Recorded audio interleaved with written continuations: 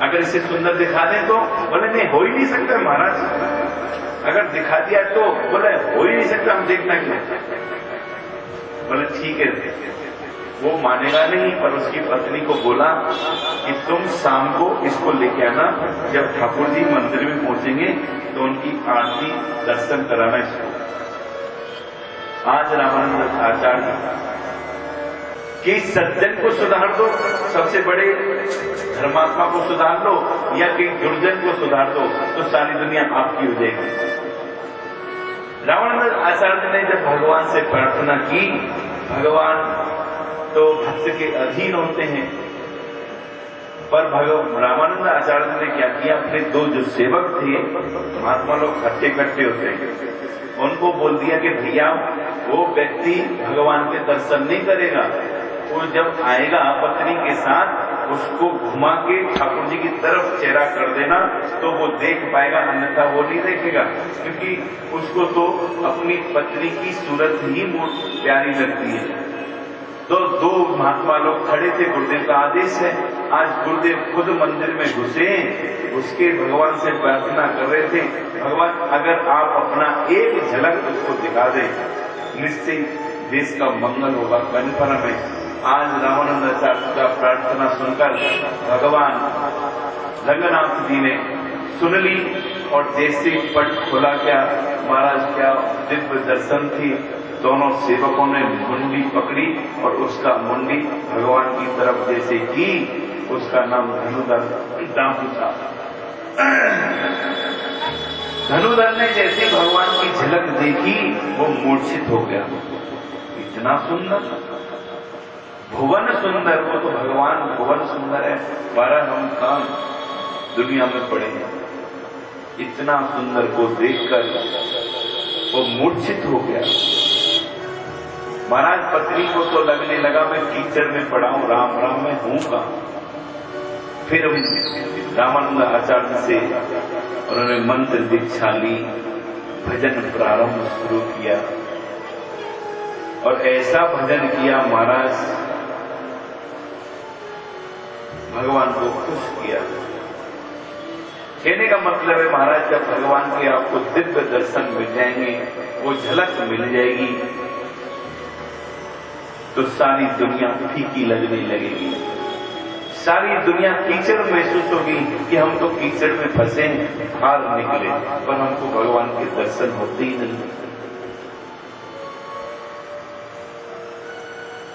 जिस दिन भगवान के दर्शन होंगे उस दिन बोलते सारी इच्छाएं पूरी हो जाएंगी, क्योंकि आंख चाहती है कि सुंदर सुंदर देखूं, पर सुंदर कब तक, जितना मर्जी देख लो। मैं महाराज जम्मू से लेके कन्याकुमारी तक घूमे आओ, पर आंखों की तृप्ति नहीं होगी।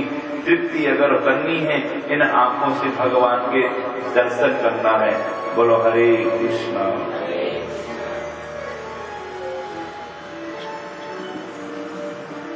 आंखों की विशेष कृपा महाराज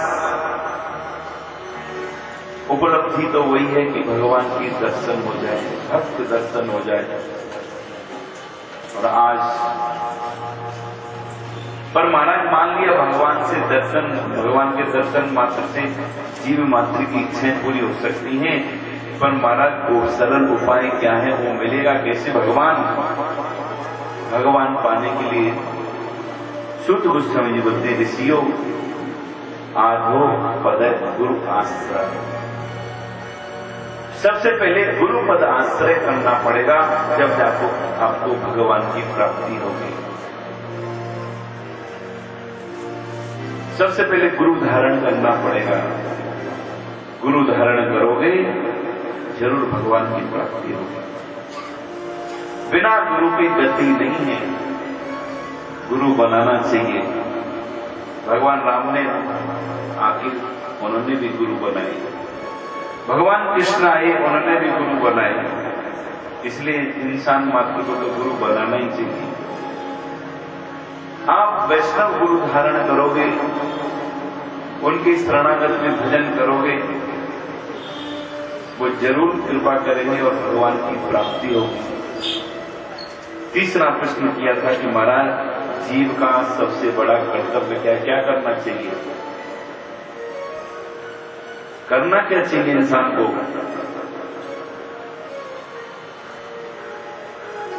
बोले करें क्या महाराज, जो सामने दिखाई दे वो कर लो, कुछ दान कर लो, कुछ पुण्य कर लो, कुछ भिक्षाटन करे, वो काम करता। जीवात्मा का वास्तविक धर्म और कर्तव्य क्या है? जीव का वास्तविक धर्म और कर्तव्य चैतन्य महापुरुष से सनातन गोस्वामी ने पूछा था। सनातन गोस्वामी हुसैन साहब बादशाह के प्रधानमंत्री हुआ करते थे। उन्होंने पूछा कि महाराज के अम्मी केनो मोरे जाड़ पत्राज, महाराज मैं कौन हूं, मेरा कर्तव्य क्या है और मेरे को ये त्रिताप क्यों जला रहा है, मेरे को नहीं पता, मेरे को करना क्या चाहिए? जो हुसैन साहब बादशाह का प्रधानमंत्री हो वो बोलता है मेरे को पता नहीं क्या करना चाहिए। क्या दिमाग नहीं था? ऐसी मंत्री बन गया। पर वो चैतन्य महापुरुष से पूछ रहा है कि महाराज के अमी मैं कौन हूं? हम हैं कौन? हम भूल गए अपने आप को। अगर पूछा जाए आप कौन हो, बोलते हैं महाराज हम तो फलाने राम हैं, फलाने माता हैं, अपना नाम बताएंगे। क्या आप वही हो जो हैं? आप शरीर का परिचय देती हो, आत्मा का नहीं। हम लोग शरीर का परिचय तो सबको दे देते हैं, पर आत्मा का परिचय परमात्मा के साथ है, हम उसको भूल गए। के अमी केनो मोरे, मैं कौन हूं, मेरा कर्तव्य क्या है और मेरे को त्रिताप क्यों जला रहा है, हम लोग दुखी क्यों हो रहे हैं? बोलो हरे कृष्णा। तो चैतन्य महाप्रभु ने बड़े प्यार से बोला कि जीवे स्वरूप भाई कृष्ण नित्य दास, कृष्णेर तपस्ता शक्ति भेदा भेद प्रकाश। चैतन्य महाप्रभु जी बोलते हैं कि भैयाओ, सनातन गोस्वामी तो बोलते हैं सनातन जीव का वास्तविक धर्म कृष्ण का दास है। और गीता में भगवान ने कई जगह बोला है कि जीव जो है मेरी शक्ति का अंश है, जीव जो है मेरा अंश है। अंश का अर्थ समझते हो? अंश किसको बोलते हैं? अंश का भी पता नहीं हमको लगता। हिस्सा बोल लो या टुकड़ा बोल लो, हैं? हम लोग भगवान की शक्ति का अंश हैं। उदाहरण में गुरुदेव बोलते हैं जैसे कि हमको शरीर में हाथ दिए, ये हाथ क्या है? शरीर के अंश है। ये किस लिए दिए हाथ? क्या करना चाहिए इन हाथों से?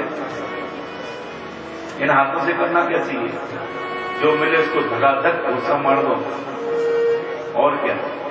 जो कमजोर है उसको दो मार दो, जो ताकतदार है थोड़ा किनारे होकर निकल। कमजोर को सब बेचारे ठोक ही लेते हैं। हाँ, बोलो हरे कृष्णा।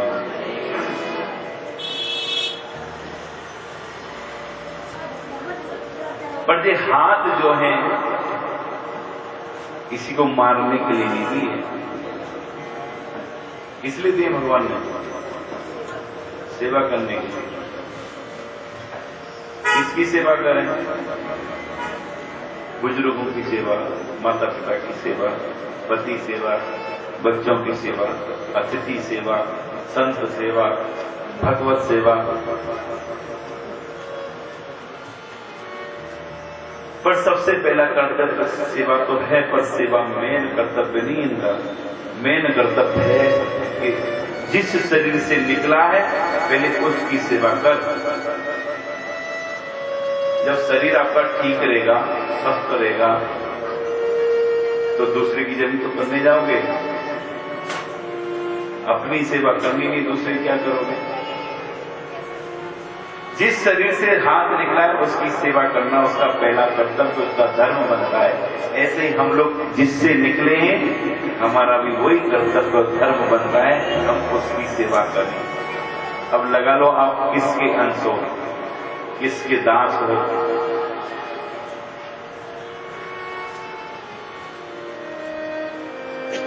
गुरुदेव एक प्रश्न करते हैं आजकल सबसे कि ये मनुष्य किसने बनाया?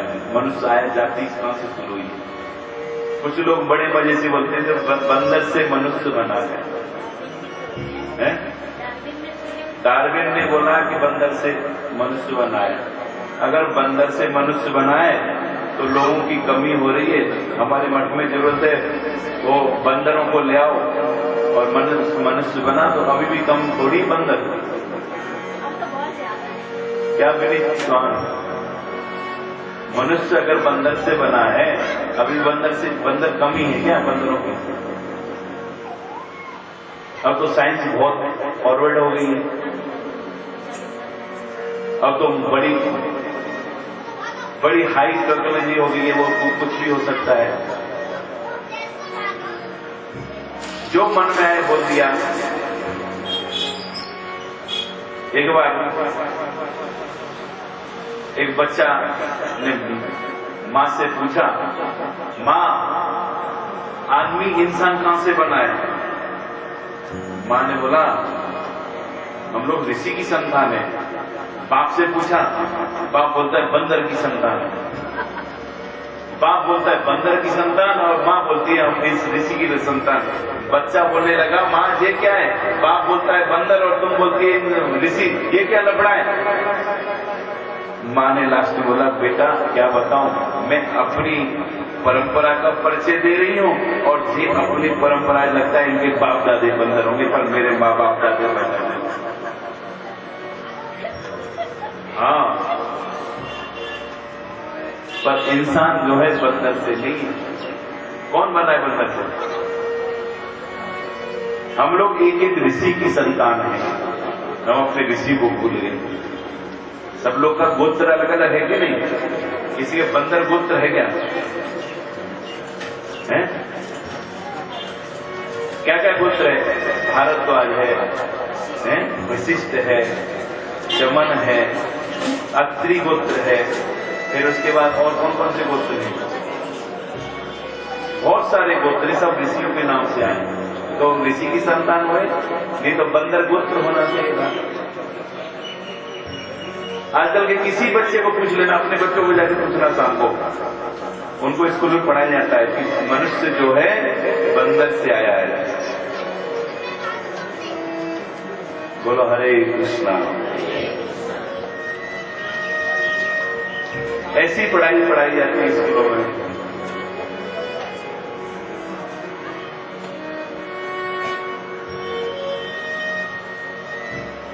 इसलिए बोलते हैं जीव का कर्तव्य क्या है? जीव का कर्तव्य वही है जहां से तुम आए हो पहले उसकी सेवा करना।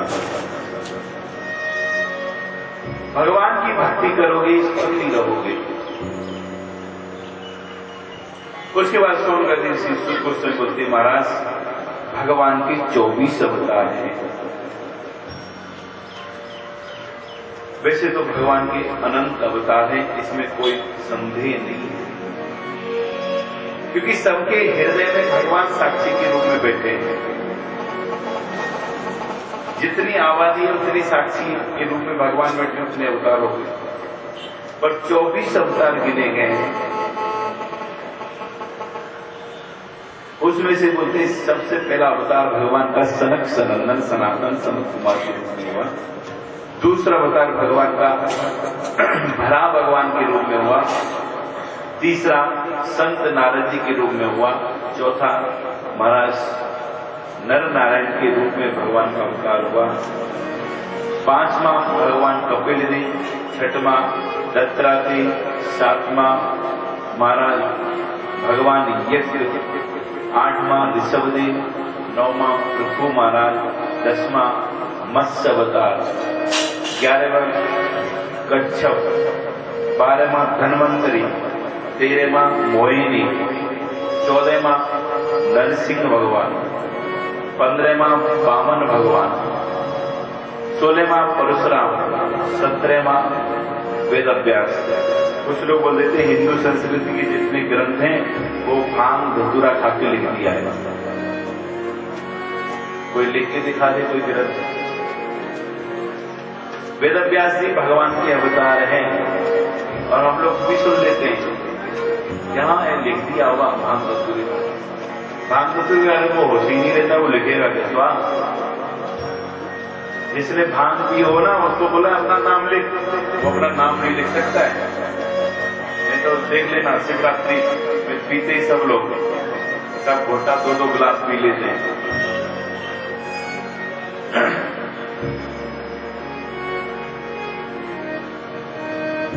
महाराज वेदव्यास जी भगवान का अवतार है और इन्होंने 17 पुराण 18 पुराण इन्होंने लिखे हैं। 18वां अवतार भगवान श्री राम का हुआ, 19वां बलराम, 20वां भगवान श्री कृष्ण, 21वां हरि, 22वां हंस, 23वां हमारा बुद्ध और 24वां कल्कि अवतार बोला है। ये मेन अवतार बोले हैं।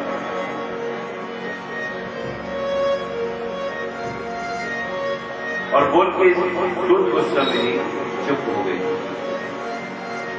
स्वामी ऋषि बोलते हैं गुरुदेव आप आगे बोलिए। बोले मेरे से गड़बड़ हो गई, गलती हो गई। बोले क्या गलती हो गई? बोले गलती ये हो गई भैया, मैंने सारे अवतारों को एक तराजू में तोल दिया है। बोले गुरुदेव समझे नहीं। बोले मैंने सारे अवतारों को एक आसन में बैठा दिया है, छोटा बड़ा का ज्ञान नहीं, उन्हें भूल गया।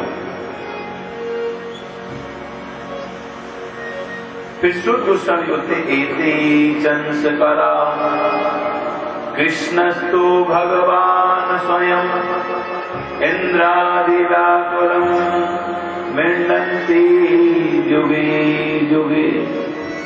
ऋषियों जितने मैंने भगवान के अवतार सुनाए हैं, एते चंस कला कृष्णस्तु भगवान स्वयं, ये सब सारे के सारे भगवान श्री कृष्ण के कोई अंश अवतार है, कोई लीला अवतार है, कोई महाराज सत्तावेश अवतार है, पर मेन अवतार भगवान श्री कृष्ण है, अवतारी है।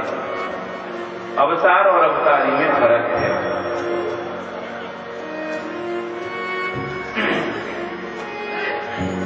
भगवान श्री कृष्ण से सारे अवतार होते हैं, और हम लोग के सबके माइंड में जाइए कि भगवान विष्णु के सारे अवतार हैं, भगवान विष्णु से सारे आए। अगर आप शास्त्रों के और गूढ़ में घुसोगे, बीच में जाके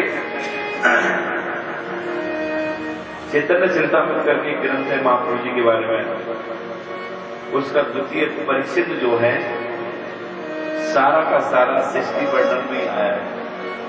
विस्तार अगर सुनना है उसमें बोला है कि भगवान श्री कृष्ण मेन है, उनसे 2 रूप प्रकट होते हैं, एक राधा एक बलराम, और बलराम से 4 व्यूह तैयार होते हैं, संकर्षण, प्रद्युम्न, अनिरुद्ध और वासुदेव। इन 4 के बाद 3 विष्णु तैयार होते हैं, जो कि विष्णु आप लोग एक समझते हो, पर 3 विष्णु हैं, एक गर्भोदशाई, एक क्षीरोदशाई और एक कारणोदशाई विष्णु। और तीनों विष्णु की एक्टिविटी अलग अलग है। जो गर्भोदशाई विष्णु है सबके हृदय में साक्षी के रूप में विराजमान है। जो क्षीरोदशाई महाराज क्षीरोदशाई विष्णु है, वो सारे संसार के पेड़ पौधे जितने भी वो सब उसके रूप में। और जो कारण समुद्र में जो लेटा है कारणोदशाई विष्णु, वो महाराज उसी से सृष्टि शुरू होती है, उसकी नाभि से कमल पैदा होता है, फिर ब्रह्मा जी का जन्म होता है। बोलो हरे कृष्ण। ये भगवान विष्णु तो भगवान कृष्ण के नाती पोते से नीचे जाके, अब देखो पोता ही हो गया, कृष्ण से बलराम, बलराम से संकर्षण, अनिरुद्ध, वासुदेव, प्रद्युम्न, 4 ये हो गए। मतलब बेटा, बेटे के बेटे 4 हो गए, 4 बेटे मतलब पोते क्या ना, नाती, नाती के बाद पड़पोते। नारायण तो पड़पोते नाता है।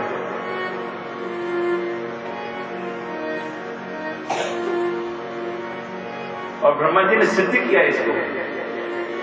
क्या बोला कि चैतन्य चरितामृत अभी लिखा है ब्रह्मा जी खुद बोलते हैं। कहने का मतलब भगवान श्री कृष्ण मूल आदि अवतारी हैं। सारे अवतार भगवान कृष्ण से हुए।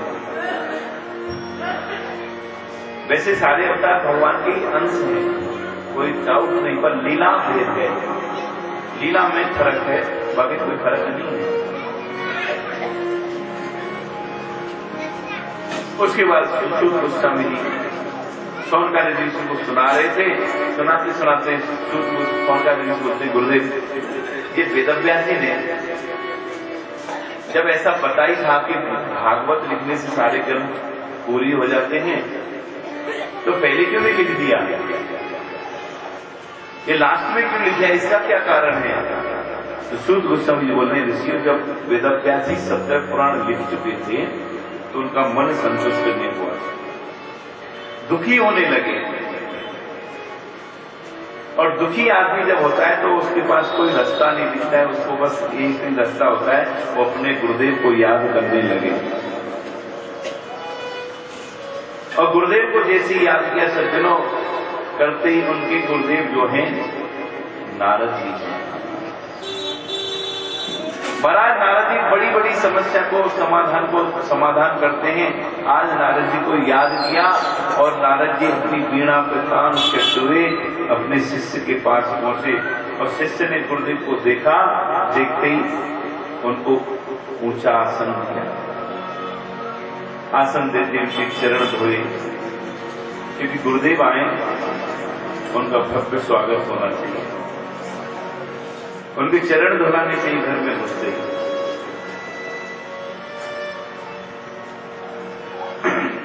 ऊंचे आसन पे बैठा के आरती करनी चाहिए, बल्कि पहले तो आगवानी के लिए गेट में ही आरती उतारनी चाहिए।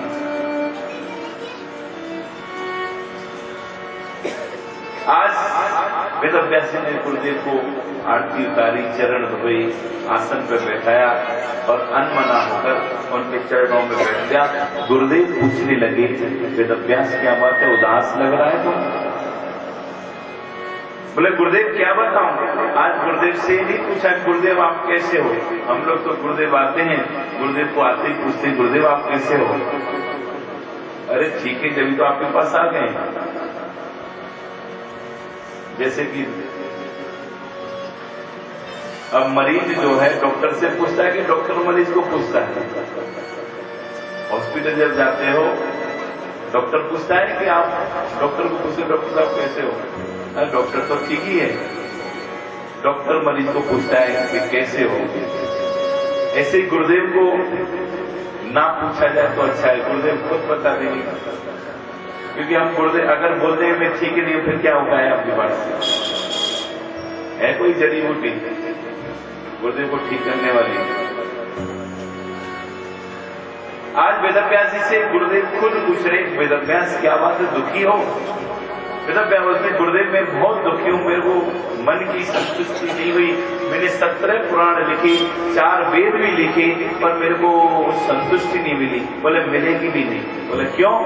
बोले तूने सारे शास्त्रों में कोई घुमा फिरा के आदमी को फंसाने वाली बातें लिखी है। अब क्या करो गुरुदेव? बोले करना कुछ नहीं, तूने भगवान की जो लीला है, भगवान की जो प्यारी प्यारी कथा है, वो तूने गुणगान नहीं किया, जिससे कि लोगों को मंगल हो। क्योंकि भगवान की प्यारी प्यारी कथा ही मंगल करने वाली होती है। बोले गुरुदेव मेरी बस की नहीं है। बोले बस की तो कहाँ होगी तेरे, आप भी लिख दो। बोले मैं नहीं लिखूंगा, क्योंकि सारी दुनिया यही बोलेगी 70 पुराण वेदव्यास ने लिखे हैं, हम उसकी बात मानेंगे, नारद की क्यों बात मानेंगे? तेरे को ही लिखना पड़ेगा 18वां पुराण। और गुरुदेव शक्ति तो नहीं है। बोले शक्ति तो वेदव्यास संतों के पास मिलेगी, घर बैठे शक्ति नहीं मिलेगी। अगर कुछ पाना है, कुछ करना है तो संतों की संगति में लग जा वेदव्यास, तो जरूर, क्योंकि संत कृपा शास्त्रों में भगवत कृपा से बढ़कर बोली है। बोले जिसके ऊपर संत कृपा हो जाए उसको जरूर भगवान की प्राप्ति हो सकती है।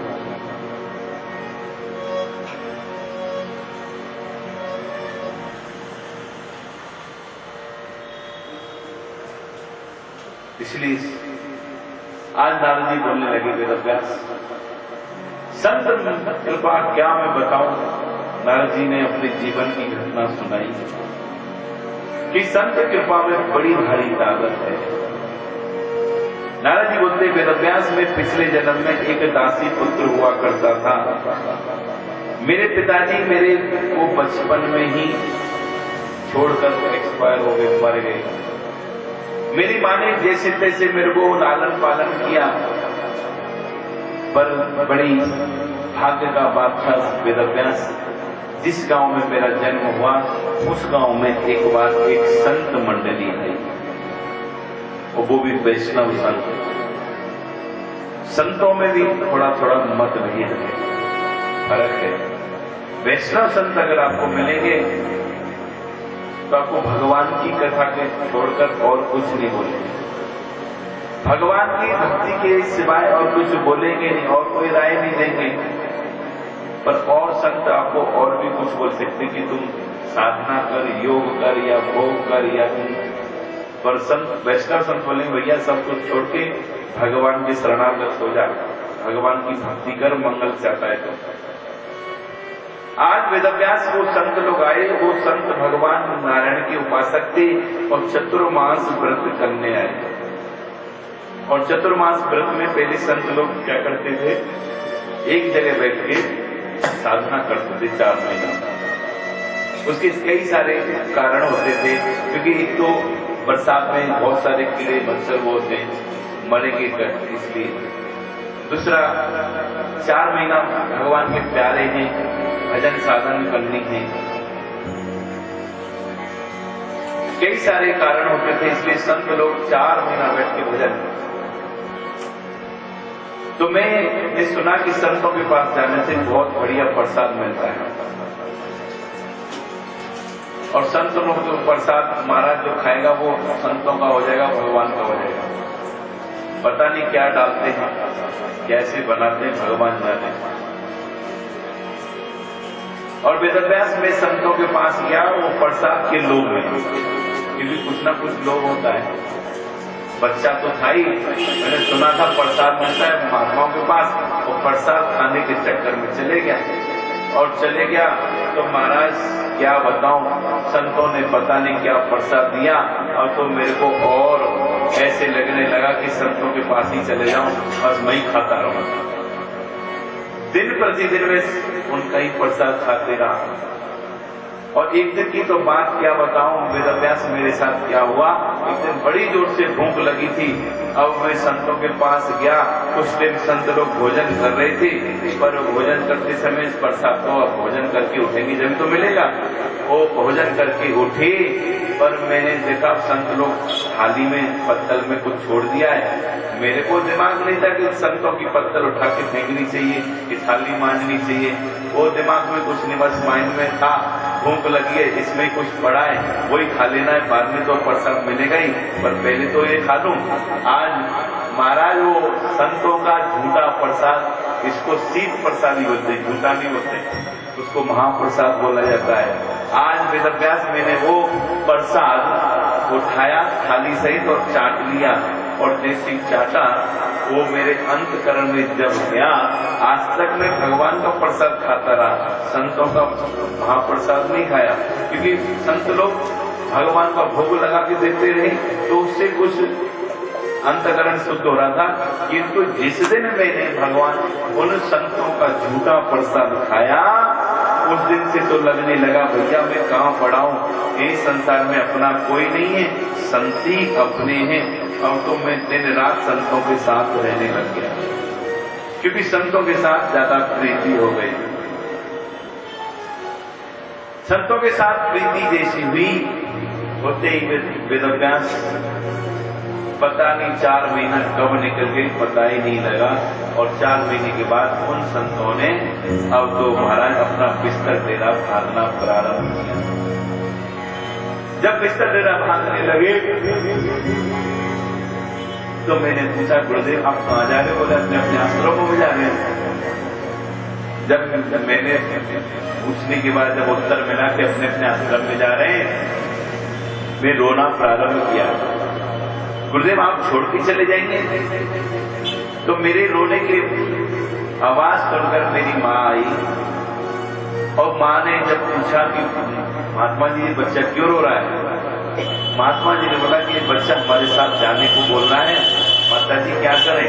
तो माता जी बोलने लगी, भगवान अगर आप इस बच्चे को ले जाओगे तो मैंने मर जाना है।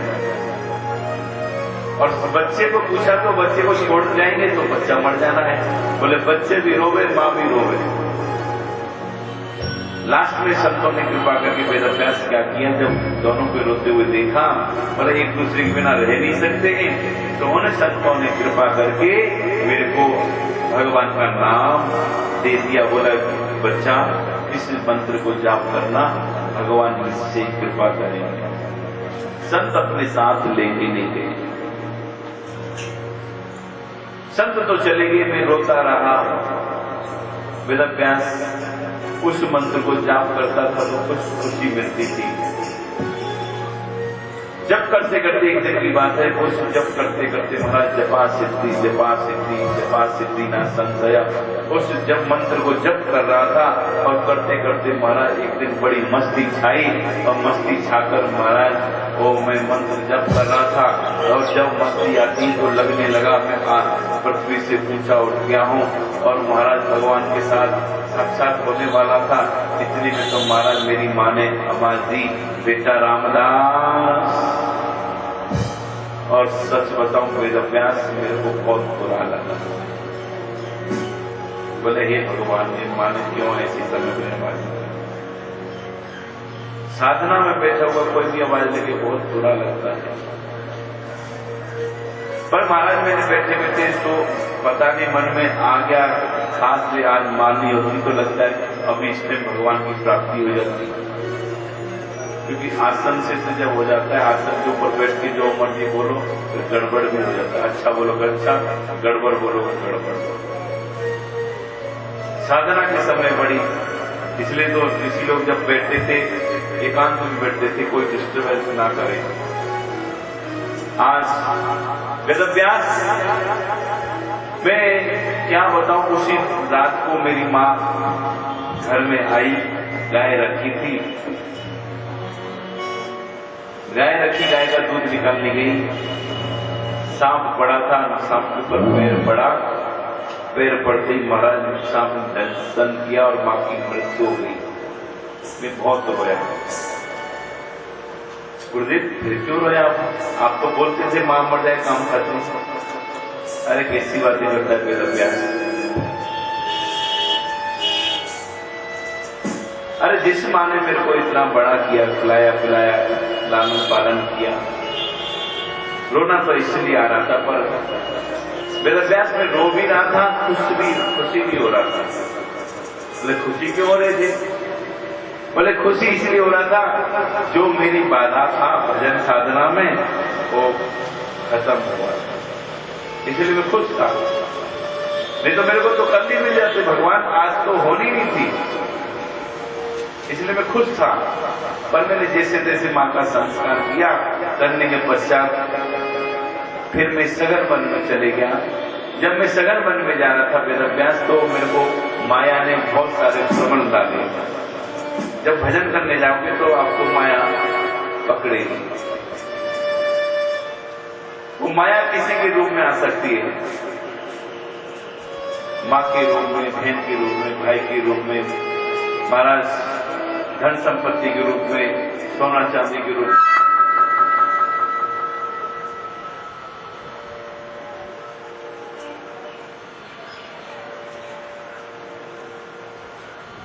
किसी के रूप में वो आ सकती है। मेरे दादा गुरु जी भजन करने गए थे, क्योंकि जब दादा गुरु जी की लाइफ स्टोरी बड़ी ही भारी गहरी है, तो कॉलेज लाइफ से ही भगवान की भक्ति में थे। सपने में वो कभी कभी एकांत में रोते थे। भगवान के पाने के लिए। तो एक बार सपने में नारद जी ने उनको मंत्र भी दिया था, और मंत्र क्या दिया वो भूल गए। सपने में नारद जी के दर्शन किए, दादा बोले मंत्र भी दिया, क्या दिया वो पता नहीं। वो साधना करने के लिए निकले कि महाराज हिमालय की पर्वत की चोटी में साधना करनी है। हरिद्वार पहुंचे, हरिद्वार में पहुंचे, स्नान करके गंगा किनारे बैठे थे, और उनका जो स्वरूप था सुंदर थे, लंबे तिरंगे गोरे थे। मां एक पति पत्नी नहाने आए, उनके कोई संतान नहीं, लखपति वो लोग। उस बच्चे को देखे, उनको देखती आकर्षण, क्योंकि ऐसा सुंदर उन्होंने बहुत सारे फल दादा गुरु को दे दिया। दादा गुरु ने बोला जान नहीं पहचान नहीं, और जहां जान पहचान ना हो, मां ज्यादा आदर हो तो मां गड़बड़ है, ध्यान रखना, मां से बचने की कोशिश करना। आज दादा गुरु जी ने फल देखा, इतना फल, और डेली का रूटीन बन गया वो। उन्होंने आना दादा गुरु जी, लास्ट में मारा 4-5 दिन के बाद उन्होंने अपना प्रस्ताव रख ही दिया कि बच्चा तो अगर हमको माँ बाप मान ले तो सारी जितनी संपत्ति तो उसका मालिक होगा। दादा गुरु जी बोला बाप रे बाप, जिस चीज से बच के आया था कोई सामने पड़ जाए, ध्यान ठीक नहीं है। बोले उन्होंने बोलना हुआ, बोले हमारे क्वार्टर में आना, बोला ठीक है। उसके बाद वो हरिद्वार ही नहीं रुके, वो भाग लिए, उसी टाइम भागते भागते महाराज कैलाश में गए। वहां जाके तपस्या शुरू की। तपस्या करने के बाद उनको वहां आकाशवाणी हुई कि बच्चा जहां भगवान नहीं मिलेंगे, तू जहां से आया वहीं जा, वहां तेरे गुरुदेव तेरा इंतजार कर रहे हैं। कहने का मतलब कि महाराज कहीं पे भी कोई भी पंगा हो सकता है, माया है ना, माया छोड़ती नहीं, वो किसी भी रूप में आ सकती है। आज नारद जी बोलते हैं वेदव्यास जब मैं निकल रहा था मेरे को सोने का पहाड़ दिखाई दिया, पहले चांदी का दिखाई दिया। बोले क्या करना है, आगे बढ़ा सोना मिला, बोले सोना क्या करना, हीरे मिले, बोले आगे बढ़ते बढ़ते सघन वन में जाके मैं तपस्या प्रारंभ की। करने के पश्चात एक दिन की बात, वेदव्यास इतनी मस्ती छाई, इतना भजन किया करते करते आज भगवान सामने प्रकट हुए। बोल भक्त वत्सल भगवान की, और देशी दर्शन किए। मैं बड़ा खुश हो रहा था भगवान के दर्शन पाकर, भगवान के दर्शन पाते खुश होते हुए। मैं कुछ बोलूंगा, 2-4 वार्तालाप करूंगा, इतने भगवान दर्शन देके अदृश्य हो गए। मैं बहुत रोया। गुरुदेव फिर क्यों रोए, आप भगवान के तो दर्शन मिल गए। अरे आंखें तृप्त नहीं हुई, मन नहीं भरा।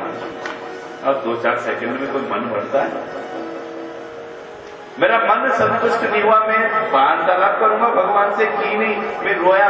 तो आकाशवाणी हुई कि बच्चा तेरे जीवन में इतना ही दर्शन था, आगे दर्शन नहीं मिलेगा। मैंने पूछा कि और आगे क्यों नहीं मिलेगा? बोले कारण इसलिए क्योंकि इतना ही क्यों दिया, इतना इसलिए दिया क्योंकि संतों ने बोला था कि तुम्हारे ऊपर भगवान कृपा करेंगे। संतों की बात को रखने के लिए मैंने तुमको दर्शन दिया, नहीं तो तुमको संतों के प्रति जो श्रद्धा है वो टूट जाएगी। क्योंकि संत कभी झूठ नहीं बोलते हैं। संतों ने बोला था भगवान की प्राप्ति भी मिल गए, इस जन्म में यही होंगे। अगर ऐसी साधना करेगा तो अगले जन्म में जरूर तुमको कृपा मिलेगी। आज वेदव्यास में भजन करते करते देखते देखते वो समय आया, सारी दुनिया महाप्रलय में घुस गई। महाप्रलय में सारा दुनिया पानी पानी हो गई। उसके बाद वेदव्यास में ब्रह्मा की नाभि से जन्म हुआ। देवताओं ने ये वीणा दी है, इस पे तान छेड़ता हूँ, और जब तान छेड़ता हूँ तो भगवान मेरे को आपके दर्शन देते हैं। इसलिए वेदव्यास संतन के संग लगो तो तेरी अच्छी बनेगी। संतन के संग लगने वो तेरी अच्छी बनेगी। संतन के संग लगने तेरी अच्छी बनेगी। संतन के संग लगने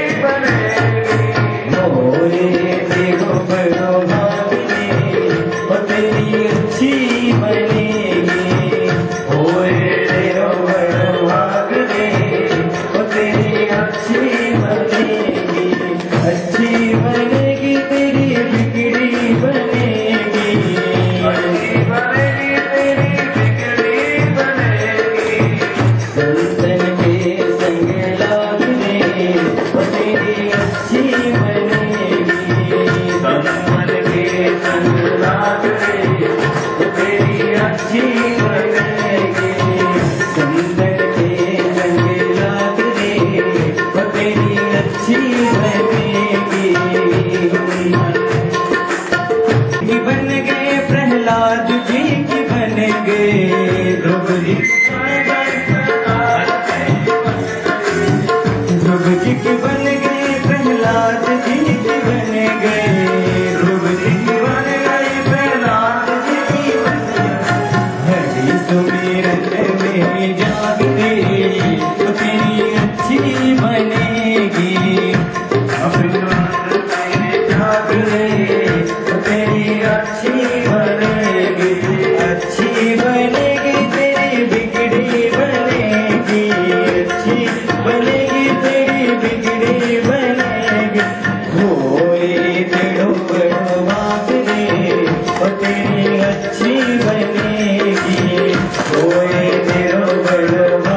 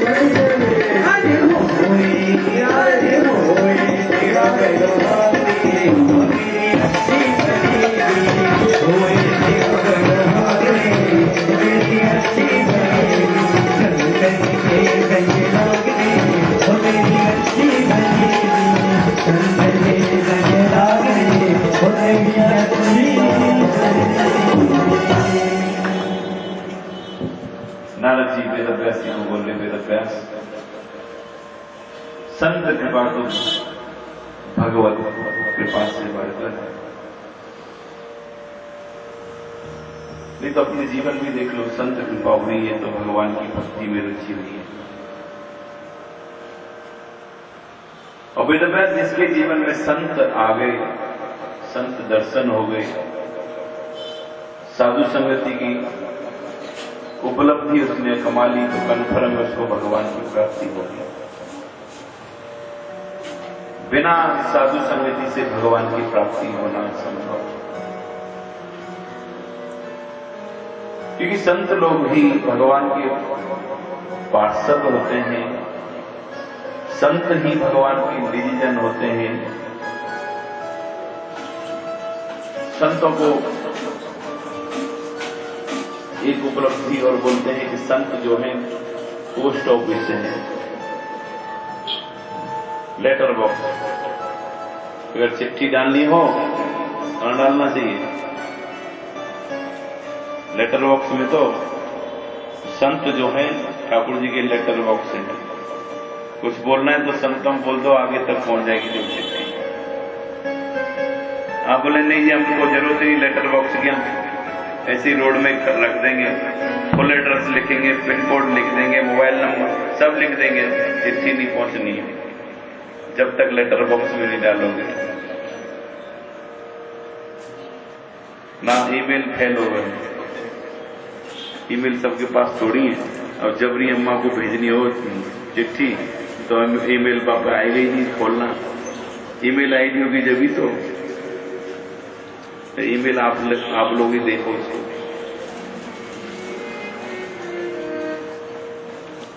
महाराज बिना साधु संगति के भगवान की प्राप्ति होना असंभव। जिन्होंने भी भगवान को प्राप्त किया है और उन सबने साधु संगति में ही पाया है।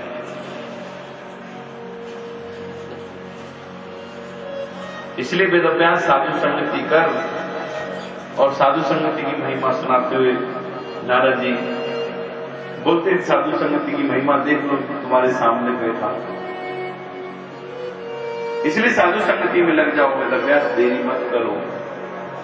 और आज नारद जी की कृपा हुई और बोलते नारद जी ने उनके हृदय में 3 उंगली लगाई और जो ब्रह्मा जी से प्राप्त हुआ था दिव्य ज्ञान, आज नारद जी ने उनको 4 श्लोक के रूप में उनकी हृदय में दे दिया। आज नारद जी ने जैसी 4 श्लोकी भागवत दिया और वो 4 श्लोक से ही वेद अभ्यास ने 18,000 श्लोकों का निर्माण किया। भागवत की रचना हो गई पर वेद अभ्यास जी को टेंशन हो गई कि इसको पढ़ाऊंगा किसको, क्योंकि इसके लिए तो निर्मल चित्त वाला होना चाहिए। आज वेद अभ्यास जी टेंशन में थे, पर एक इच्छा थी कि मेरा पुत्र आएगा उसको पढ़ाऊंगा, क्योंकि जितने भी संत हैं, जितने भी महाराज बड़े बड़े ऋषि मुनि हैं, उनको पढ़ाने से होगा वो भी नहीं सकता है, डाउट था। पर आज वेद अभ्यास जी ने बोलते हैं सज्जनों, उस घड़ी का इंतजार कर रहे थे कि पुत्र होगा तो उसको पढ़ाऊंगा। नारद जी तो चले जाते हैं, वेद अभ्यास जी ग्रंथ लिख के बैठे हैं, पर समय अनुसार क्या हुआ, उनका बेटा सुखदेव गोस्वामी के रूप में आया। पर आएगा क्या, वो 16 साल मां के गर्भ में रहा। जब मां को ज्यादा पीड़ा होने लगी, उसकी मां ने भगवान से प्रार्थना की, तो भगवान ने कृपा करके जब बोला कि सुख निकल, बोले नहीं महाराज निकलते तो माया पकड़ लेगी, मैं अब निकलना नहीं चाहता हूं संसार में, क्योंकि जो आनंद इस माता की गोदी में है, क्योंकि ना माया का डर, ना किसी का और डर, न कमाने का डर, बढ़िया खाने को मिल रहा है, और कभी कभी बोलते ही जब माता एकांत में होती थी तो लगता है वो बच्चा जो है वो ओम की ध्वनि सुनाई देती थी, वो मई साधना करने बैठ गया। बोले ऐसा कैसा व्यक्ति है? बोले साधारण व्यक्ति नहीं है, ये सुखदेव गोस्वामी तो बोलते हैं जी राधा रानी का पालतू तोता है। राधा रानी का बड़ा नजदीक का पालतू तोता है, रोजिना कुंज में रहता है ये तोता। एक दिन की बात है, ये तोता को राधा रानी ने बोला, अरे तोता चले जा मृत्यु लोक में, मृत्यु लोक के लोग सो रहे हैं, उनको जगा क्या है। तो तोता डर गया कि राधा रानी आप मेरे से रुष्ट हो गई हो। बोले रुष्ट नहीं हो, मेरी बड़ी इच्छा है कि तुम चले जाओ।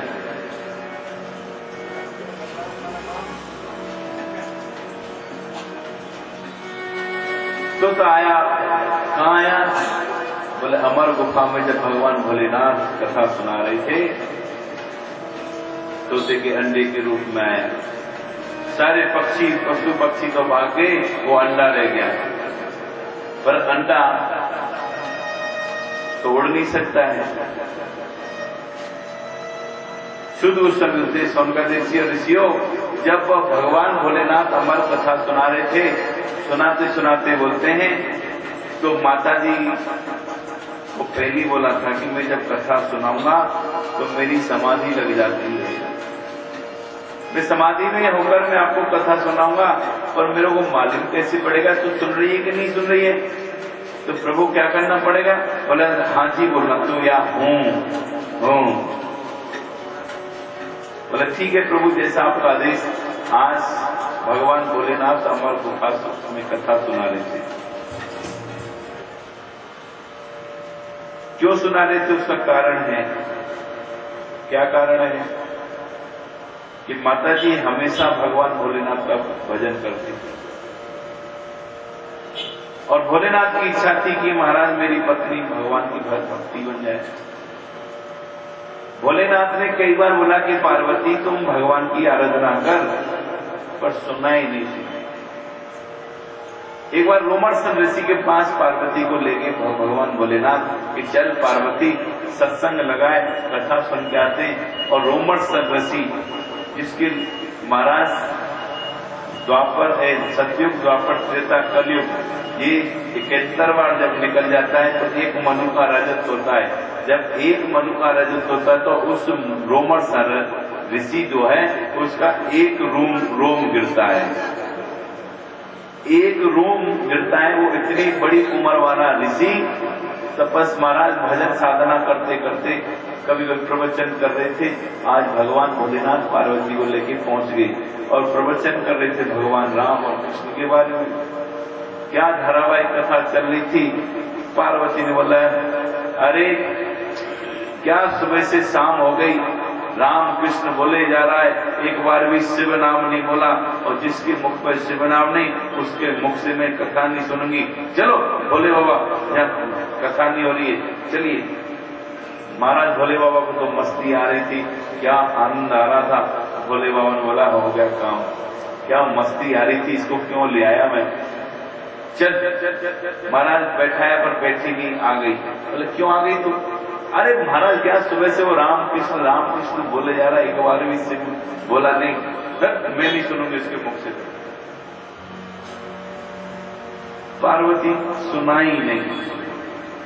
लास्ट में एक बार होते भगवान भोलेनाथ काकभूषण जी के पास ले गए। काकभूषण जी भी भगवान परम राम का परम भक्त, वो भी राम कथा कर रहे थे, राम कथा में तन्मय होकर बोल रहे थे, भगवान भोलेनाथ सुन रहे थे।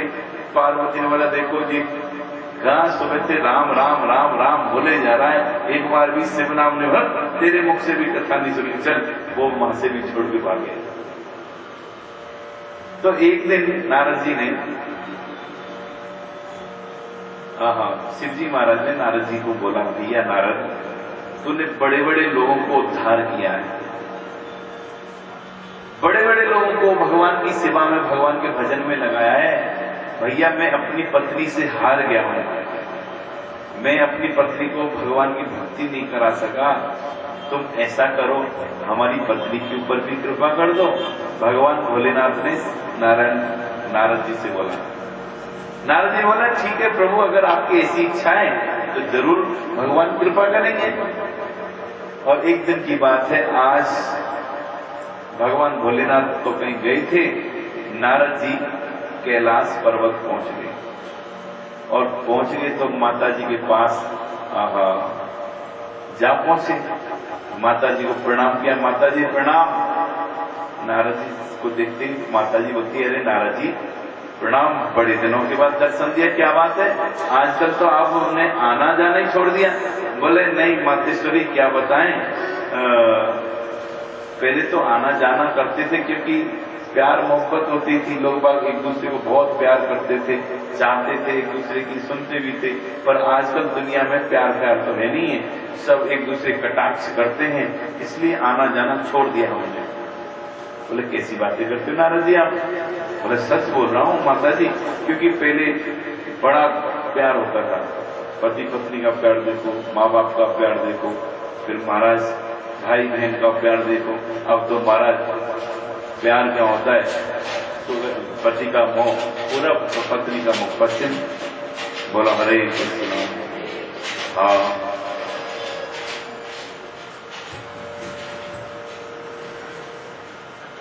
महाराज बड़ी समस्या ना। महाराज पार्वती बोलती है, अरे नारद जी कैसी बातें करते हो, हमारे पति की बात ऐसी नहीं है, हमारे पति तो बहुत प्यार करते हैं, ऐसा पति तो दुनिया में कोई है नहीं, ना होगा।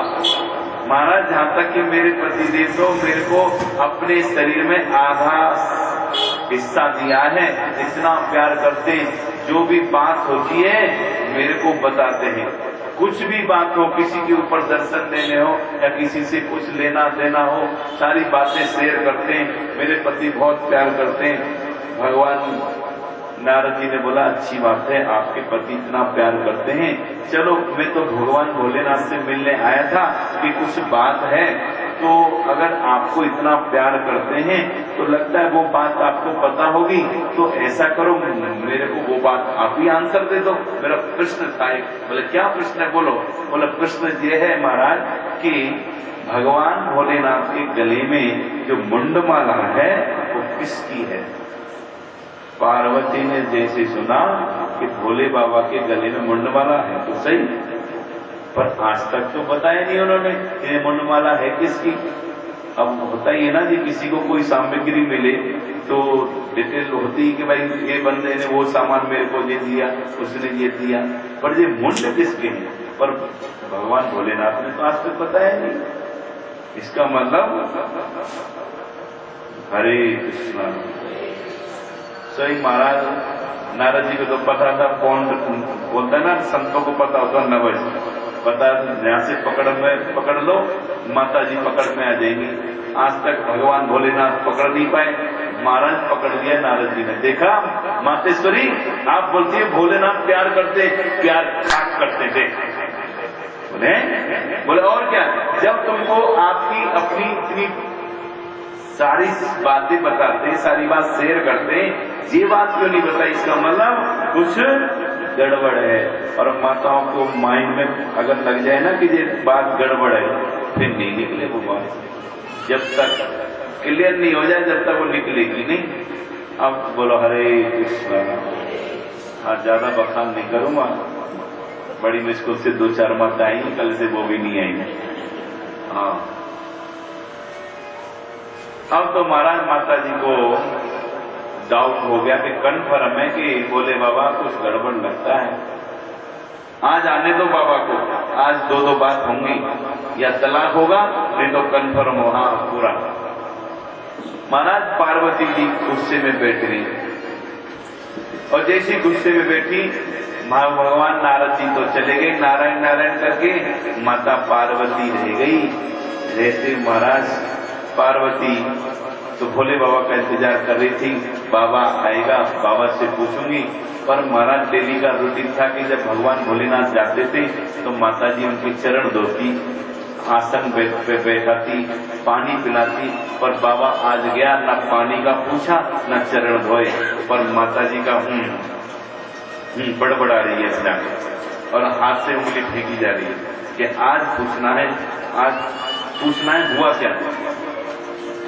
भगवान भोलेनाथ ने देखा महाराज आप तो चंडी रूप धारण कर लिया माता जी ने, कोई श्रृंगार नहीं, बाल बिखरे हुए, महाराज बस बड़बड़ा रही है। धीमे से नंदी को बुलाया, नंदी क्या हुआ? बोले महाराज माफ करो।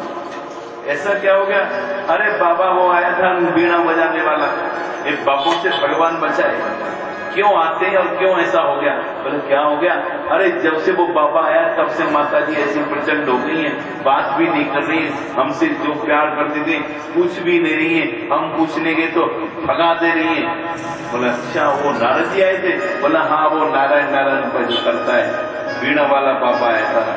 ओ सही नारद भगवान भोलेनाथ समझ गए नारद जी कभी गड़बड़ नहीं करते हैं।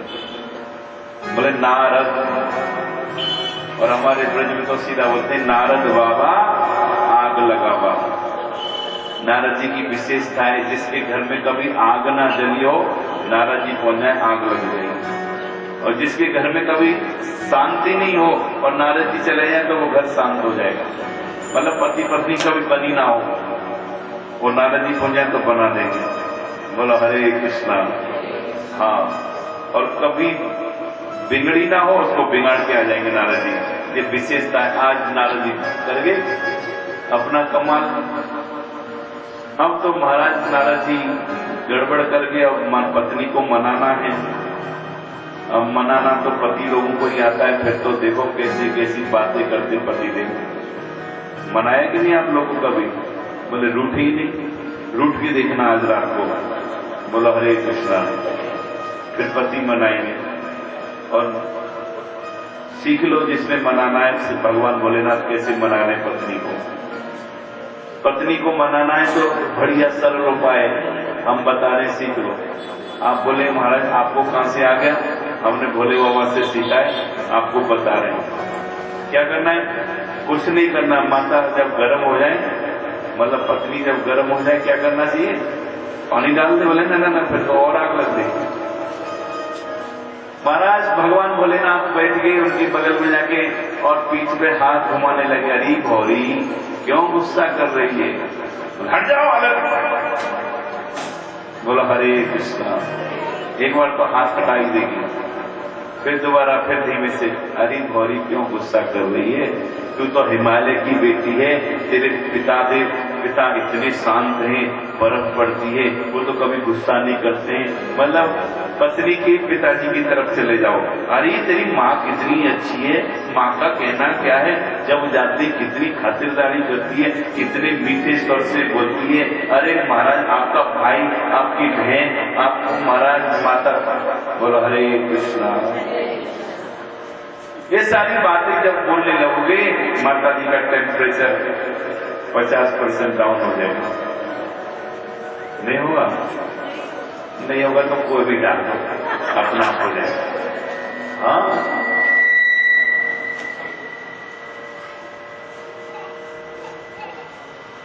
बोलो हरे कृष्णा। महाराज पति पार्वती बोलने लगी मेरे से बात मत करो। बोले ऐसा हुआ क्या देवी? अरे होगा क्या ये बताओ, आपके गले में जो मुंडमाला है वो किसकी है? मुंडमाला किसकी है? अरे देवी सच बताओ। बोले सच? इसका मतलब कुछ छुपाना चाहते हो? बोले देवी सच बता रहा हूं, ये मुंड किसी के नहीं, वो तेरे हैं। क्या मेरे? मैं तो जिंदी बैठी हूं। अरे तुम जिंदी तो बैठी है क्या? मैं जिंदी बैठी हूं? मेरे मुंड वाला? हाँ, तू जब जब जन्म लिया, जब तूने जन्म लिया तब तक मेरा भजन किया, और जब भजन करके मरी तो मेरी प्यारी हुई, मैंने तेरा मुंड काटा और अपनी माला बना के रख दिया। 109 मुंड हैं, 108 तो तेरे हैं और 9वां जो है जो भगवान का परम भक्त है उसके हैं। वो हमेशा कृष्ण नाम बोलता रहता है। पार्वती बोलती है भगवान तो मैं मरती रही और आप जिंदे रहे, आप तुलसी घुट्टी पीते हो, लाल घुट्टी पीते हो कि काली घुट्टी? बोले ना लाल पीता हूं ना काली, मैं तो भगवान नाम पीता रहता हूं, भगवान की भक्ति करता हूं, क्योंकि देवी उमा कहूं मैं अनुभव अपना, सत हरि भजन जगत सब सपना। अरे उमा सत बताऊं तो आराधना श्रेष्ठो विष्णु आराधना। अरे उमा सबसे श्रेष्ठ आराधनाओं में श्रेष्ठ भगवान विष्णु की आराधना है।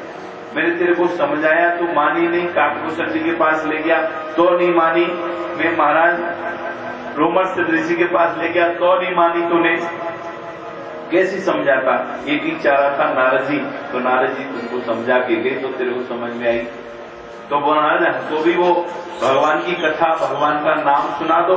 बोला चलिए, तो भगवान भोलेनाथ ने ये अमर गुफा में जाके अमर कथा सुनाई।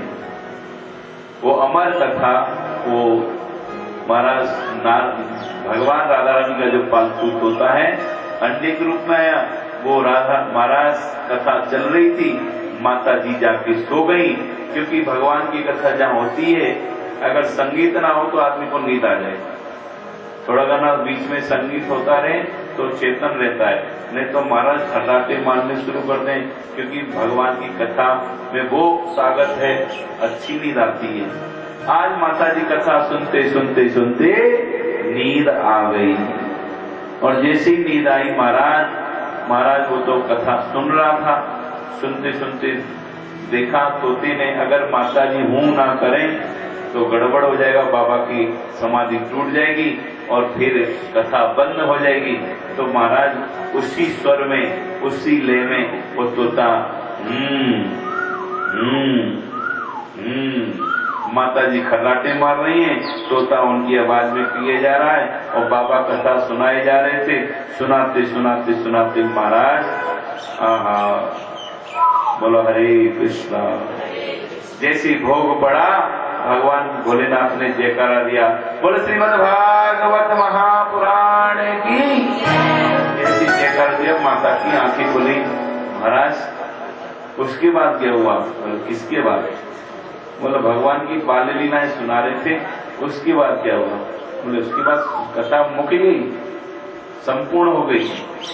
क्या कथा संपूर्ण हो गई? मैं तो महाराज मुझे तो नींद आ गई। बोले तुम जो नींद आ गई तो कथा कौन सुन रहा था? बोले कथा कौन सुन रहा था? हाँ हुंकारे भर रहा था। बोले हुंकारे भर रहा था, कौन था? देखा वो तोता। भगवान भोलेनाथ ने बोला रुक जा बदमाश, तूने मेरी कथा सुनी, मैं तेरे को छोड़ूंगा नहीं। आज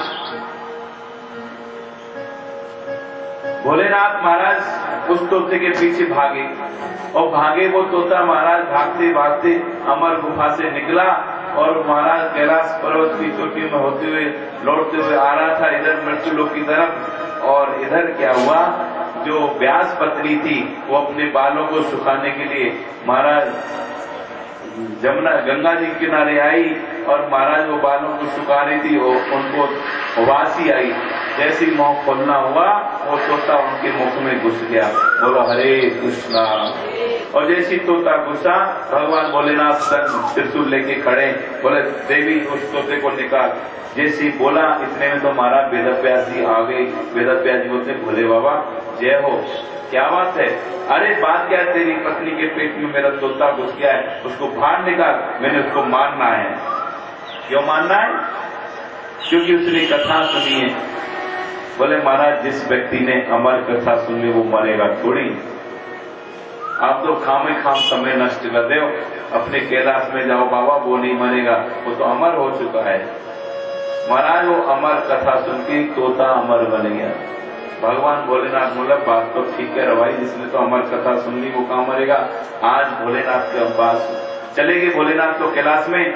महाराज पार्वती जब से उस दिन से भगवान का नाम उच्चारण करने लगी, जप करने लगी, तो माता पार्वती का नाम एक वैष्णवी पड़ गया। वैष्णवी का अर्थ ही ये होता है जो भगवान विष्णु की भक्ति करे वो वैष्णवी। डॉक्टर की पत्नी डॉक्टर नहीं, मास्टर की पत्नी मास्टर नहीं, तो वैष्णवी क्यों पड़ा? शिवानी ठीक है, है। अब का ठीक है, पर वैष्णवी क्यों? वैष्णवी इसलिए नाम पड़ा क्योंकि उसने भगवान विष्णु की भक्ति प्रारंभ शुरू की। बोलो हरे कृष्णा। जो भगवान विष्णु की भक्ति करेगा वो वैष्णव है, वैष्णवी है। आज महाराज वो तोता धीमे धीमे वेदव्यास जी के घर में बड़ा होने लगा। 16 साल तक पेट में रहा। जब भगवान ने प्रार्थना उसको बोला कि निकल, बोले माया पकड़ेगी। बोले माया मैं तुमको वरदान देता हूं, माया नहीं पकड़ेगी। तो आज महाराज 16 साल के बाद वेदव्यास जी सुखदेव गोस्वामी का जन्म हुआ।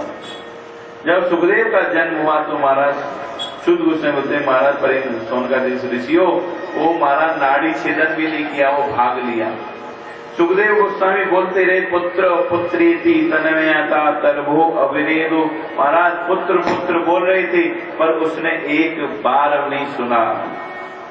अब तो मां ऐसा लग रहा था सुखदेव का पुत्र नहीं है, उस वेदव्यास का पुत्र नहीं है, पुत्र तो सारी दुनिया का पुत्र है। पेड़ों तरभो अभिनेदो। महाराज पेड़ों से भी यही आवाज आ रही थी पुत्र पुत्र। बोलो हरे कृष्णा। आज महाराज वेदव्यास जी उसको लौटा के नहीं ला पाए। वो ब्रह्मवादी बन गए और सगन वन में जाके सोहम का जप करने लगे।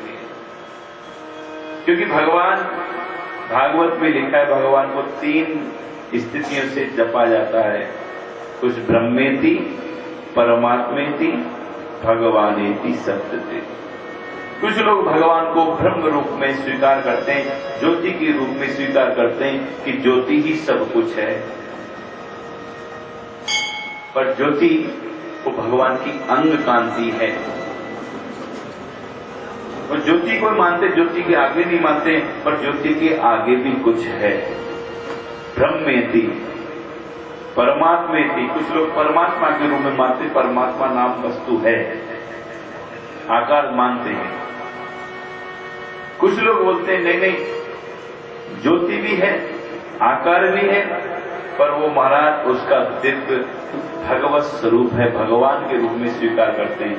भगवानेति शब्द थे।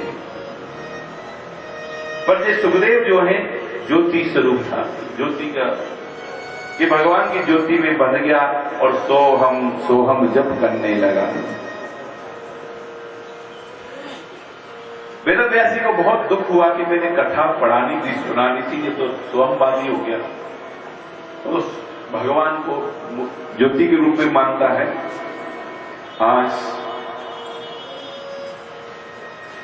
वेदव्यास जी ने 2 चेले तैयार किए और बोलते उन चेलों को 2 श्लोक याद कराए। बोले जहां सुखदेव जप कर रहा है वहां जाके ये बोलना है। आज दोनों चेले गए और जाके महाराज भगवान की भगवत्ता के बारे में बोलने लगे। बरहापि नटवर वपु कर्णो कर्णिकारम।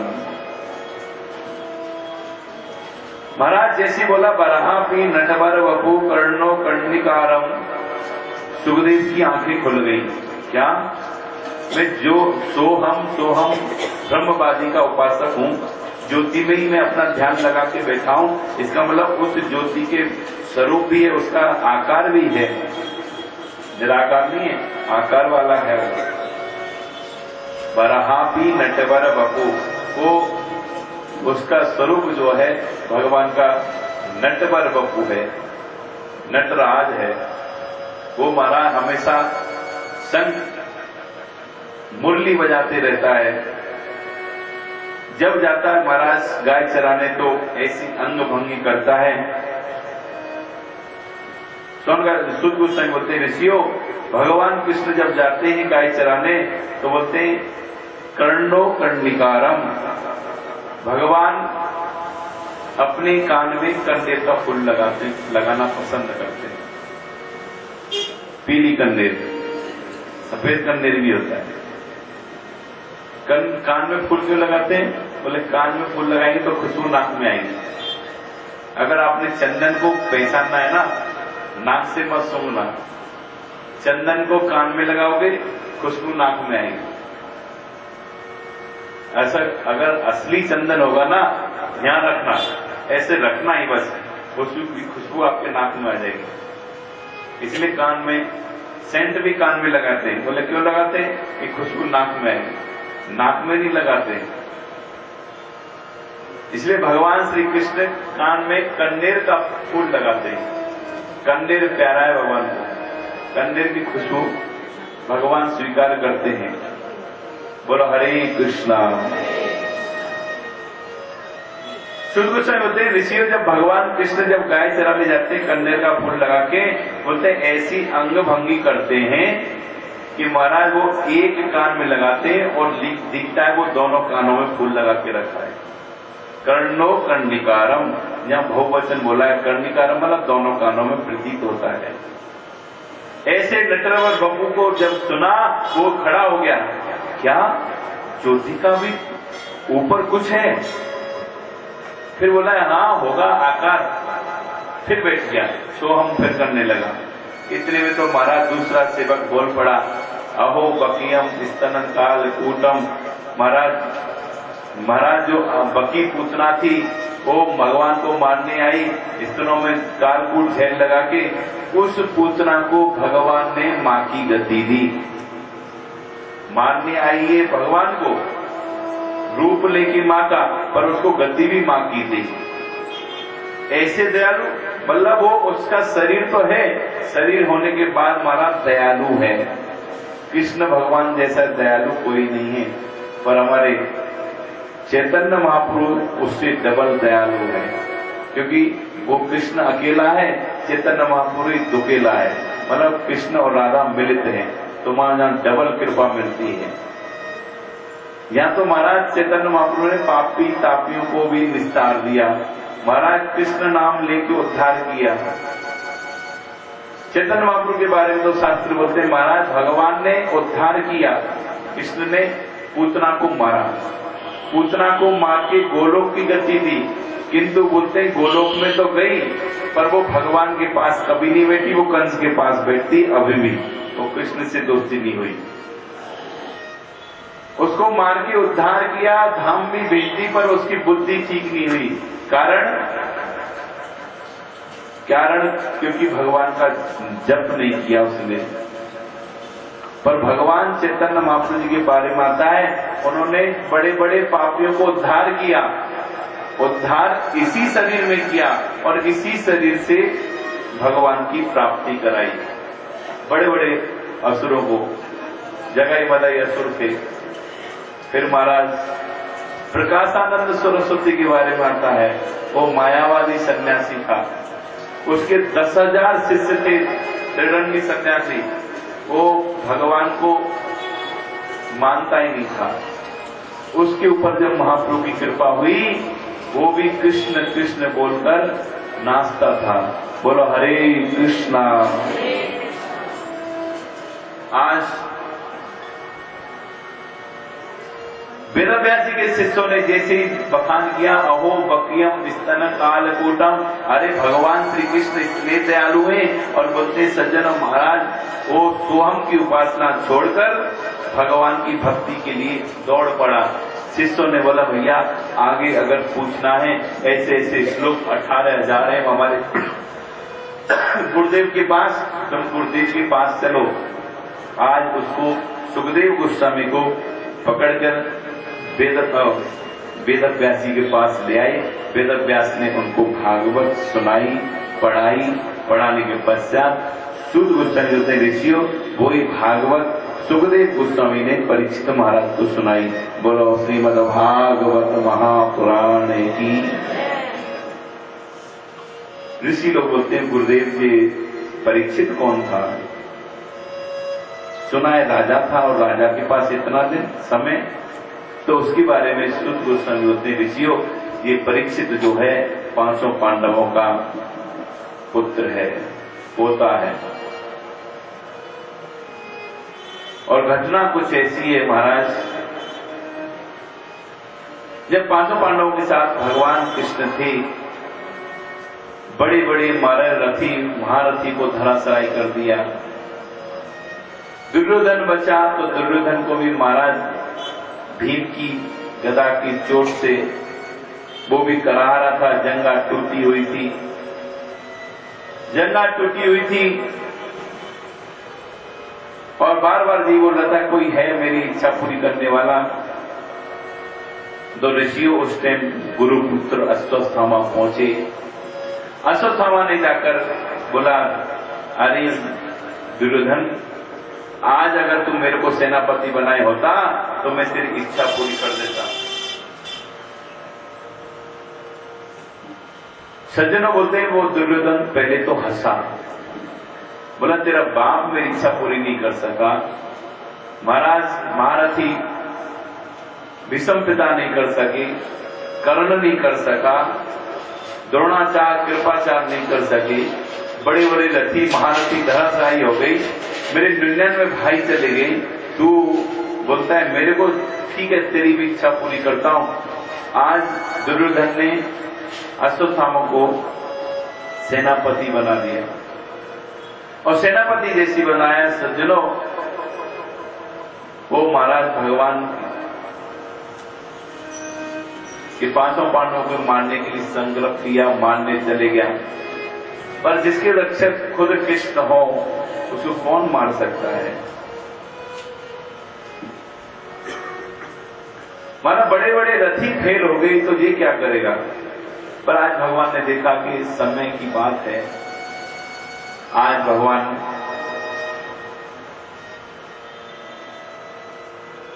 अश्वत्थामा पांचों पांडवों से बोलते हैं, भैया चलो ना, जब मन कुछ उदास लग रहा है, यहां रहना नहीं है, थोड़ा घूम के आते हैं। बोले रात के समय कहां जाओगे?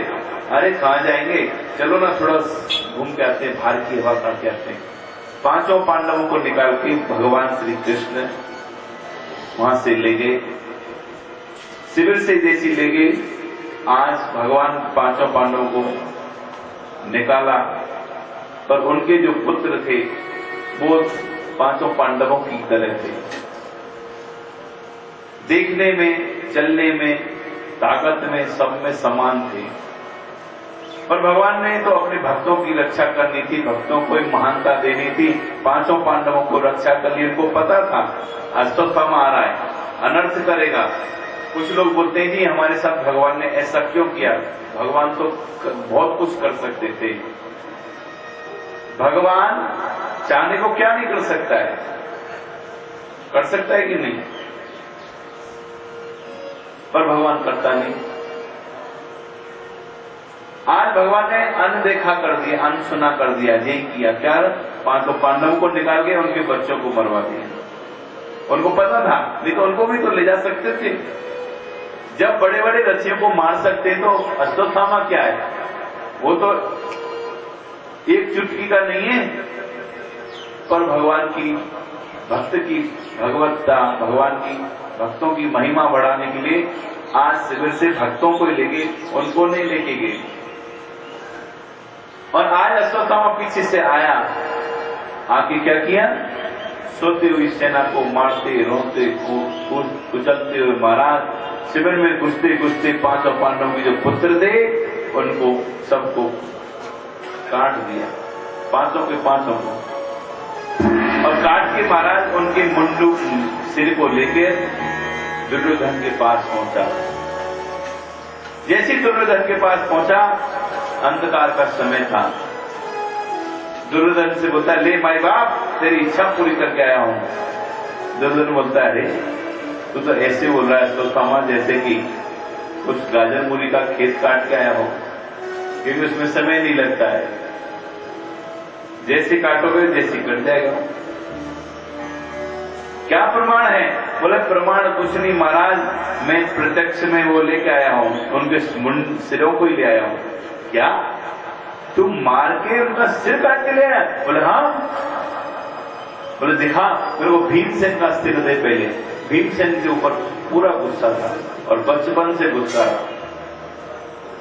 अश्वत्थामा ने महाराज भीमसेन का तो सिर नहीं, वो भीमसेन के बेटे का सिर दे दिया। लो, और भीमसेन के सिर बेटे का सिर जैसे दिया, देते महाराज दुर्योधन ने अपने हथेलियों के बीच में रखा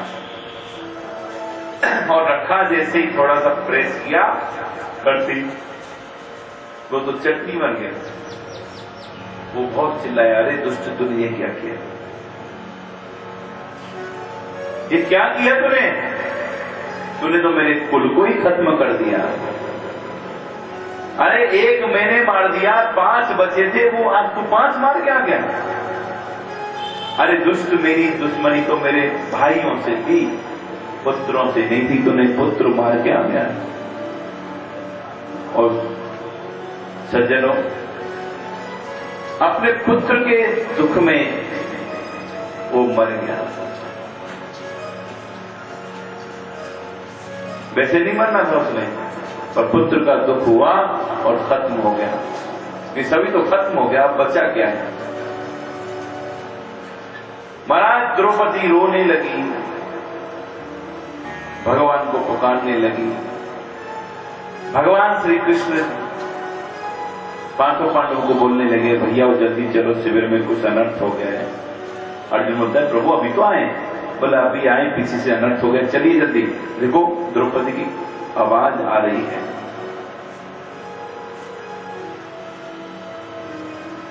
महाराज पांचों पांडव दौड़े दौड़े दौड़े, भगवान कृष्ण भी आए। आगे देखा गया सारा शिविर में खूनम खान, सारी सेना धराशायी। आगे जैसी बड़े द्रौपदी रो रही है, सिर फटक फटक के, क्योंकि पांचों के पांचों मर गए। जब पूछा गया कि क्या हुआ, किसने किया, तो द्रौपदी बोल पड़ी कि कुरुपुत्र अश्वत्थामा आए थे, उन्होंने ऐसी गति की है। जब अश्वत्थामा का नाम सुना, महाराज अर्जुन को बहुत गुस्सा आया। आते ही अर्जुन ने भगवान कृष्ण से बोला कि सब रथ घोड़े जो थी उसको पकड़ना है। भगवान ने सारथी की बात सुनी, सारथी बने, फटाफट घोड़े जोते, घोड़े ऊपर थाप मारी, मारा, अर्जुन बैठा, सवार हुआ, घोड़े चलने लगे। महाराज हवा में बात कर रहे थे, आज अर्जुन बोल रहा है कि सब घोड़े चल नहीं रहे, जल्दी चलाओ ना। भगवान कृष्ण बोलने लगे, भैया कैसी बातें कर रहा है तुम, देख पसीने पसीने हो गए घोड़े, दिन भर थक गए हैं, रात को भी तुम इनको विश्राम नहीं। पर आज अर्जुन को लगा कि घोड़े चल ही नहीं रहे, क्योंकि एक नहीं 5 मर गए हैं। और पुत्र दुख सबसे बड़ा दुख होता है। भागते दौड़ते महाराज बोलते हैं, सज्जनों, भगवान कृष्ण जब घोड़ों पर थपथपी मारते थे, घोड़े खुश होते थे कि जगत का नाथ आज हमको थपथपा रहा है। खुश नहीं होगा? सारे घोड़े खुश होकर दौड़ते हवा में बात करते थे। करते करते देखा अश्वत्थामा जा रहा है। अश्वत्थामा ने देखा अर्जुन आ गया, छोड़ेगा नहीं। महाराज अश्वत्थामा भाग रहा था अपने प्राणों की रक्षा करने के लिए, पर भगवान जहां हो मां कौन भाग सकता है। करते करते देखा अश्वत्थामा को अर्जुन ने पकड़ लिया। अर्जुन को जैसे ही पकड़ा, अर्जुन ने पकड़ा, पकड़ते उसको बंदी बना के अपने रथ में पटक लिया, डाल दिया। भगवान कृष्ण बोलने गए अर्जुन से, अर्जुन मार इसको। क्यों? अरे तू प्रतिज्ञा करके आया ना शिविर में कि मैं उसकी मुंडी काट के लाऊंगा, मार इसको। अर्जुन होता है रथ चलाइए। भगवान की बात ही नहीं सुनी, अर्जुन ने बात नहीं सुनी। गीता में जो बोला है मैं शिष्य हूं, सब कुछ मानूंगा, जब आई बारी मानने की सुनाई नहीं। कभी कभी कुछ ऐसी बातें होती वो गड़बड़ होती। भगवान देख रहे थे कि शिष्य में है कितनी वो। बोले मार इसको, बोले नहीं मारूंगा, चलिए आप रथ चलाइए। रथ चलाने लगे। जब आधा रास्ता निकल गया, भगवान ने फिर उसको कोसा, अरे अर्जुन तू अपनी प्रतिज्ञा भूलना है। अभी द्रौपदी को तूने प्रतिज्ञा की ना कि इसको काट के लाऊंगा सिर को, मार इसको। मारता नहीं क्यों? तेरे 5 पुत्रों को मारा है, मार। महाराज सुनाई नहीं। बोले आप रथ चलाइए ना। भगवान ने ठीक है भैया तेरी जैसी इच्छा, मत मार, हमारा क्या है। वो घोड़े का रथ लगाम, चल भाई। चलते चलते शिविर में पहुंचे। महाराज शिविर में जाते ही जैसे अश्वत्थामा को द्रौपदी के सामने जाके रखा। द्रौपदी तो रो ही रही थी, क्योंकि एक नहीं 5 पुत्र मरे हैं। जब द्रौपदी के सामने उसको बंदी बना देखा, द्रौपदी और रो पड़ी, क्योंकि एक मां दूसरी मां की ममता को जान सकती है कि उसके दिल में क्या बीतेगी। जब पूछा अर्जुन ने कि क्या करूं, द्रौपदी बोल पड़ी, मुच्यताम मुच्यताम एसु ब्राह्मणो नितराम गुरु। हे पतिदेव, ये ब्राह्मण है, ब्राह्मण को मत मारो। और पतिदेव सबसे बड़ी बात यह है, अगर इसको मार के मेरे बच्चे आ जाते हैं तो मार दो। बच्चे तो मिलने वाले नहीं, मेरे तो मर गए। इसको मार दोगे, इसका पिता है नहीं, इसकी मां कैसे जिएगी? मां किसके भरोसे रहेगी? और गुरुपुत्र है, गुरुपुत्र और गुरु, ध्यान देना जान। गुरु का पुत्र गुरु का प्रतिनिधि होता है। अगर गुरु नहीं जा पाता है, अपने शिष्य और बेटे को भेज देता है, उसको उतना ही मानना पड़ेगा जितना गुरु को मानते हो, नहीं तो दोषी हो जाओगे। क्योंकि वो अपनी मर्जी नहीं कर रहा है, वो गुरुदेव का प्रतिनिधि पालन कर रहा है। पर हम लोग बोलते हैं नहीं, गुरुदेव नहीं आए तो हम क्यों, दिमाग खराब हो, पागलपना।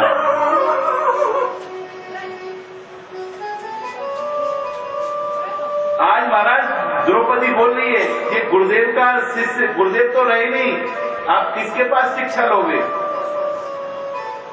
गुरुदेव के प्रतिनिधि के पास ही तो। आप बोलेंगे हम नहीं मानेंगे, हम गुरुदेव को ही मानेंगे, शिष्यों को नहीं मानेंगे, अपना नुकसान कर बैठोगे। शिष्यों का नुकसान नहीं होगा। इसलिए द्रौपदी बोले, भगवान इसको मत मारो, गुरु तुल्य है ये, गुरुपुत्र गुरु तुल्य है, इसको छोड़ दो, ब्राह्मण है। और बेचारा इसकी मां किसके सहारे रहेगी? सारे उपाय कारण बता दिए, इसलिए इसको मत मारो। अर्जुन के दिमाग में बात फिट हो गई, बात तो ठीक है। गुरु का प्रतिनिधि ब्राह्मण मानने से तो बच्चे वापस नहीं आएंगे। युधिष्ठिर महाराज से जब पूछा, युधिष्ठिर बोला द्रौपदी सत्य बोल रही है अर्जुन, इसलिए इसको मत मार।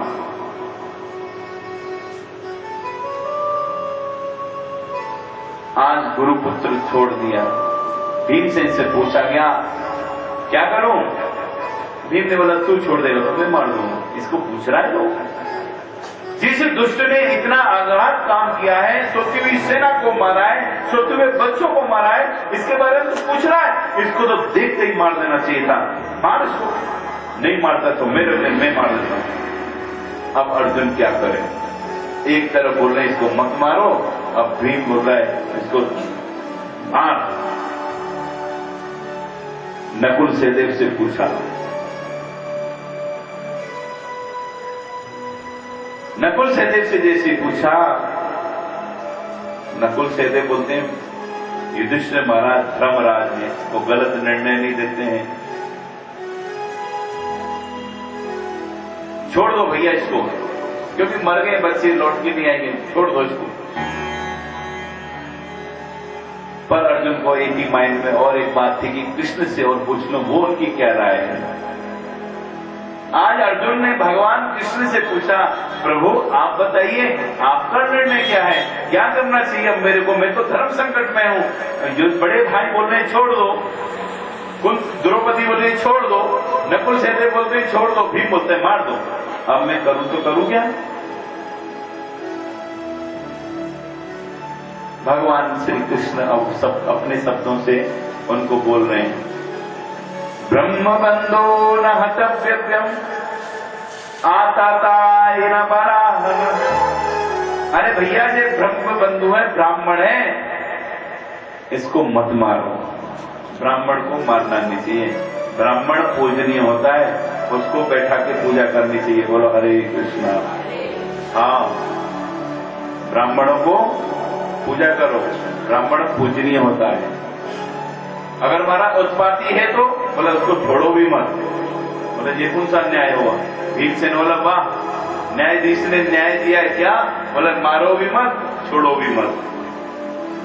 अरे महाराज, कोई ऐसा न्याय है और ऐसे न्यायाधीश अगर दो चार खड़े हो जाएं तो लगता है देश का बेड़ा पार जरूर होगा। अरे हाँ बोलो या ना बोलो, न्याय तो यही होता है, यस या नो, मारो या छोड़ो। तुम तो बोल रहे मारो भी मत, छोड़ो भी मत, है? क्या करना चाहिए?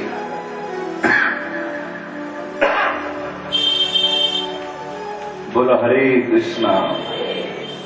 बोलिए तो, अगर ब्राह्मण है आपके घर में उत्पात किया, क्या करना चाहिए? उसको पूजन करना चाहिए कि मारना चाहिए? छोड़ देना चाहिए? ठीक है, ब्राह्मण जितने हैं सबका, ठाकुरों का सबका बैग साफ कर दो, छोड़ देंगे आपको, है?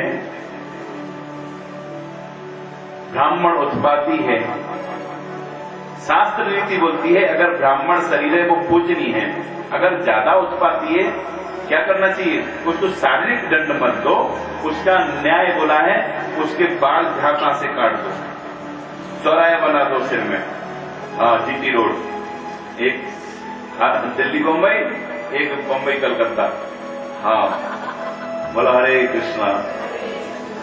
और क्या करें? शरीर में कष्ट नहीं है, बाल बनाने से कष्ट नहीं है। और क्या करना है? उसका जितना भी संपत्ति है सब छीन लो, छीन के अपने देश से, अपने गांव से, और उसको निकाल दो, जा तो जा मर्जी, उसका वही मृत्यु दंड है। भगवान ने जब बोला कि ब्राह्मण बंधु तत्व आता ही ना बराना, ये ब्राह्मण है इसको छोड़ो भी मत और मारो भी मत। दोनों ने क्या किया? अर्जुन ने ऐसे किया, उसकी जो जन्म जायज मणि थी उसको काट लिया, उसकी जाता से बाल काटे और उसको शिविर से धक्का मार के निकाल दिया। उसको कहा शुक्र को जानना चाहिए था कि पांचों पांडवों ने, भगवान ने मेरी रक्षा की है, प्राणों की रक्षा, मारा नहीं है, पर उसका उल्टा हो गया, उसका दिमाग घूम गया। क्या दिमाग घुमा? अरे इन 500 पांडवों ने ऐसा किया है, मैं इन 500 पांडवों का नाम निशान खत्म करूंगा, वो दिमाग में आने लगा। बोलो हरे कृष्णा। और बोलते सज्जनों वो बाहर निकला, निकलते उसने अब क्या किया? ओहो, 500 पांडवों के लिए, 500 पांडवों के लिए ब्रह्मास्त्र का प्रयोग किया। महाराज 500 पांडवों के लिए प्लस जो उत्तरा के गर्भ में बच्चा पल रहा है उसके लिए और उत्तरा के लिए ब्रह्मास्त्र का आह्वान किया। 500 पांडव तो अपने आप को संभल गए, पर महाराज उत्तरा और उत्तरा का गर्भ संभालना मुश्किल हो गया। उत्तरा भागी महाराज भगवान श्री कृष्ण के पास, पाही पाही महायोगन देव देव जगतपते। आज तक उत्तरा महाराज भगवान के पास नहीं पहुंची थी, कभी घूमट उठा के नहीं उठाए देखा, पर आज भगवान श्री कृष्ण जब बारी आई महाराज वो बचने की, आज उत्तरा सभा के बीच में भागी, भगवान से प्रार्थना कर उठी, भगवान से बोल उठी महाराज,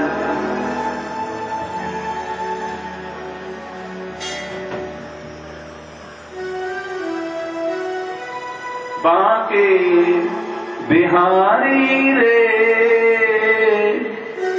दूर करो दुख मेरा प्रेम। बांके बिहारी रे दूर करो दुख मेरा प्रेम। बांके बिहारी रे दूर करो दुख मेरा। दूर